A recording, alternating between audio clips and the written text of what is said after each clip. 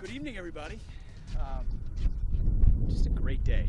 Any day you're forward deployed with the troops as the Secretary of Defense is a good day. And what we got to see here, starting with PT with Navy SEALs. Well, I don't think one should take those things personally. I think anyone who knows Finland knows that we have one of the largest militaries in Europe. We're security providers, not security consumers.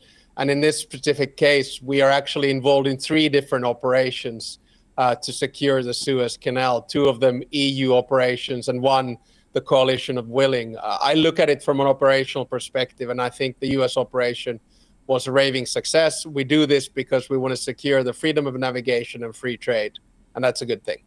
Were you surprised that they were using Signal? Were you surprised that, I mean, do you use Signal to communicate with your colleagues other than I'll have a cup of tea at 3? Well, I mean, we use different forms of communication, and Signal, of course, out of the public ones is one of the safest. But for us, that's not the issue. For us, the issue here is the operation, and that was successful. We can go to the heart of the issue in a sense, which is the way in which this administration is viewing Europe. And I wonder at what point do European leaders like yourself realise that the certain members of the administration do not have respect for either the sovereignty or indeed for Europe as a collective? Well, I think the 2 observations on that. First thing is that the transatlantic relationship is obviously shifting. And the second one is a question. So what do you do about it?